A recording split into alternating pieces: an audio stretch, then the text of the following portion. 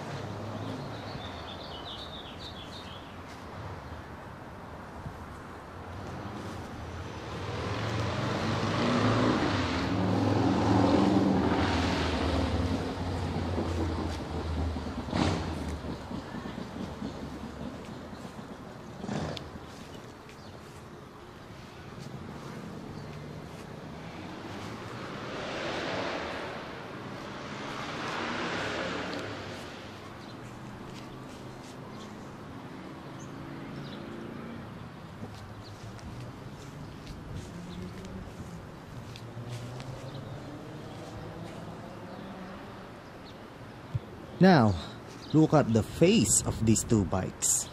Which one looks more sporty? Which one looks more badass? You see, on the Ninja 300, I like the turn signals. This bike has a shroud turn signals. See? It looks more clean, right? The CBR 250R has a penis looking turn signals. You see, the turn signals look like a penis sticking out from the fairings of the bike, so it's ugly.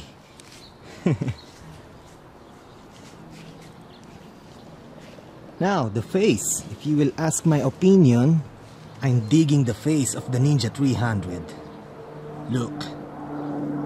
Looks like an angry bird or something. See? On the CBR 250R, man, it looks like a freaking cyclops. I don't know if you are digging it, but if you will ask me, no, I am not. I'm not digging it. But the Repsol Honda paint scheme changed the whole appearance of the bike. The bike became a badass looking. But you know, if you will ask me, plain white, plain red, plain black, man, they look so freaking ugly. But the Repsol paint scheme changed the whole appearance of the bike, really. but imagine no Repsol paint scheme, just plain black, plain red. Man, do you know the Jetsons cartoons? The CBR 250R looks like a spacecraft toy, really. Looks like a spacecraft vehicle used by the Jetsons family. But the Ninja 300, man, it looks so sharp. It looks mean. It looks more badass than the CBR 250R. Alright, let's talk about stopping power. Let's talk about the braking systems of these two bikes. Both bikes have a crappy braking system. They have a very weak braking system. The Ninja 300, well, this bike of mine has an ABS, but it doesn't matter. It doesn't matter if the bike has an ABS or none. The braking power is totally a piece of crap. Piston calipers, brandless, no brand. On the CBR 250R, hey, at least the brand is Nissin. 2 piston calipers. But even though the brand is Nissin, I mean Nissin is a good brand really, but still there is no stopping power. When you press the brake lever, there is no instant bite. So let's say panic braking, man, may the good luck be with you, because there is no freaking stopping power at all. There is no initial bite. There is no initial grunt. So both bikes have a crappy braking system. Very, very weak. Alright, so let's talk about tires. The brand of the tires installed on these two bikes, on the CBR 250R and on the Ninja 300, is called Road Winner. Road Winner RX01R. Made in Thailand, folks. So I believe Road Winner is a Thai brand.